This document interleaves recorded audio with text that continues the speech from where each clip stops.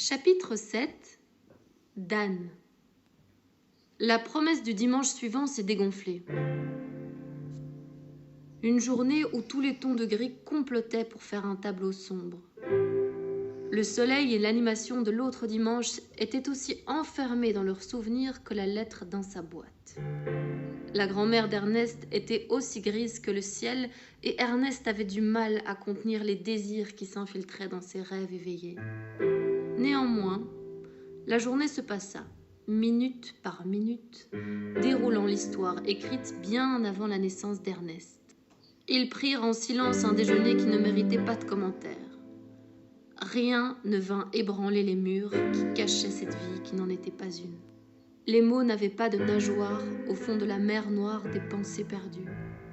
La lettre sortie, aérée, resta aussi hermétique. Que voulait-il qu'elle dise ? La lettre même avait perdu sa saveur auprès d'Ernest. Qu'est-ce qu'elle allait changer ?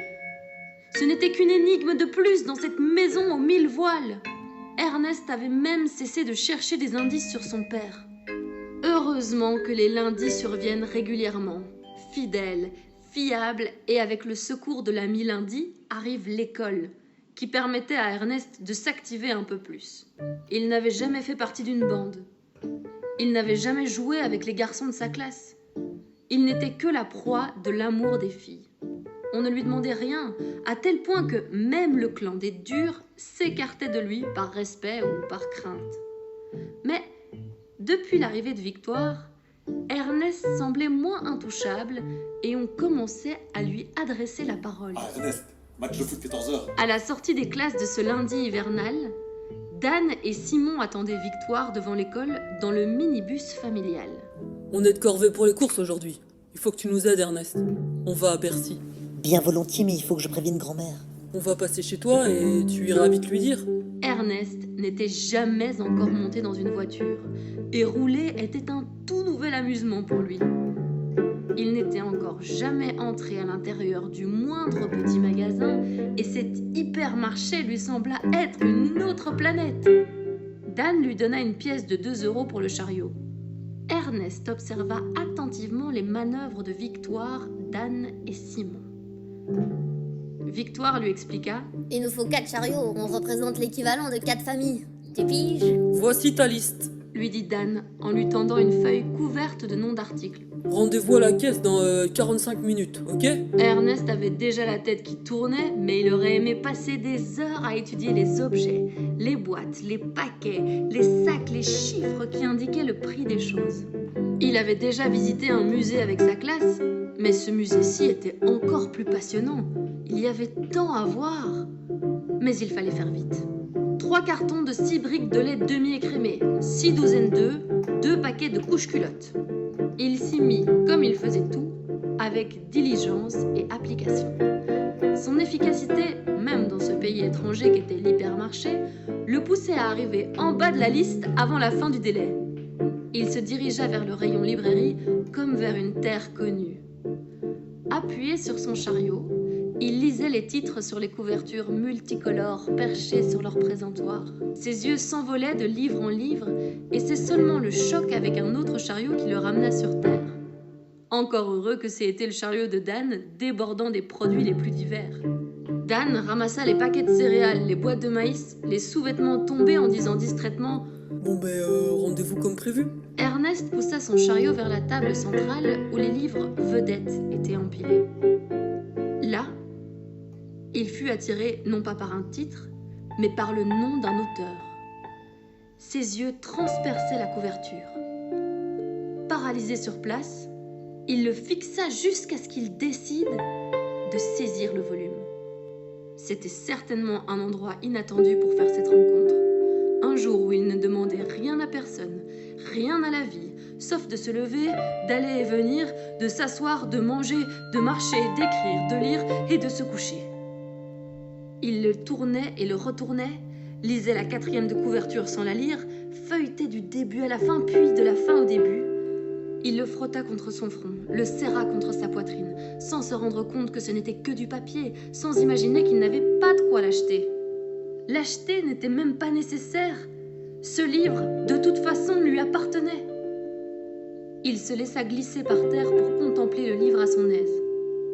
C'est ainsi que Victoire le trouva.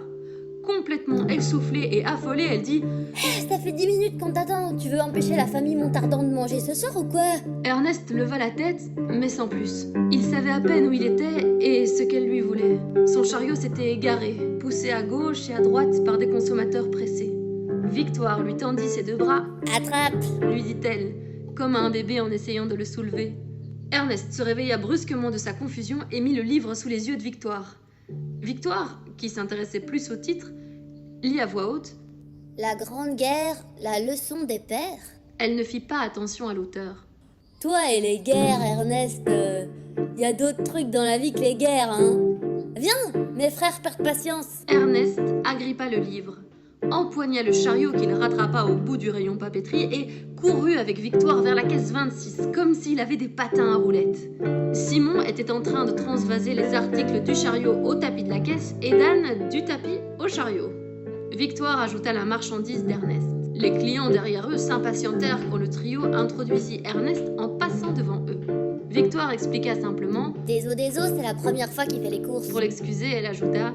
Il est très bon élève, mais il est carrément nul en shopping. Dan paya la somme astronomique du contenu des 4 chariots. Vous avez un restaurant? Lui demanda la caissière. Non, si vous voulez vraiment savoir, je suis l'aîné de 13 frères et une sœur, et par une étrange nécessité, tout ce monde mange au moins 3 fois par jour. Vous plaisantez? Lui dit la caissière. Non, pas du tout. Quand mes parents m'ont vu si beau, si intelligent, si parfait, ils ont dit « Ah, mais il faut en faire 13 autres comme lui !» Malheureusement, les autres sont un peu ratés. Dit-il en montrant du doigt Victoire et Simon. La caissière, jolie rousse ultra maquillée, était captivée par l'orateur. Dan, loin d'être parfaitement beau, était plutôt petit, gros, avec le fond qui se dégarnissait prématurément. Ça lui donnait un air plus vieux que ses 22 ans. N'empêche qu'il avait beaucoup de succès auprès des femmes qui aimaient son humour, sa chaleur, son charme. Mais lui, il n'aimait que Mylène, son amie étudiante en maîtrise d'histoire avec lui. Quand le dernier sac fut casé dans le chariot, Ernest suivit le cortège et la caissière lui cria « Le livre, vous comptez le voler ou quoi ?» Ernest regarda Victoire, qui savait qu'il n'avait pas un centime. Dan prit le livre et lut le nom de l'auteur. Gaspard Morles, c'est un parent à toi? C'est mon père. Je pense. Il est très connu comme type. Il est sur ma bibliographie de maîtrise. Ah, ça m'intéresse. Je vais l'acheter et je te le prêterai. Doit-on vraiment acheter le livre de son propre père? Était-ce son père? Pouvait-il y avoir plusieurs Gaspard Morles? Ernest, qui jusque-là n'avait pas vraiment eu de père, pouvait-il d'un coup se dénicher un père célèbre?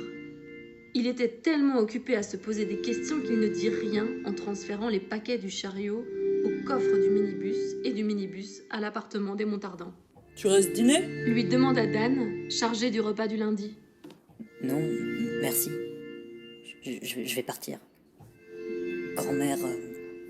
Mais il n'arrivait pas à décoller avant d'avoir pu formuler sa question. Dis-moi, Dan, comment fait-on pour trouver l'adresse d'un auteur? Tu écris à l'éditeur, tu vois, celui qui est marqué en bas de la couverture, juste là. Tiens, mais en fait, tu veux lire en premier? Oui, merci, si tu veux. Dit Ernest, essayant de cacher sa précipitation en rangeant le livre dans son cartable, loin des yeux de sa grand-mère. Loin des yeux... loin du cœur? La réponse au chapitre 8 avec Simon.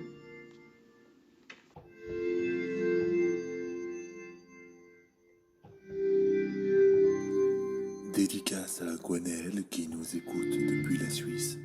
Ça fait plaisir de savoir que l'écoute traverse les frontières. Merci à toi, Gwen.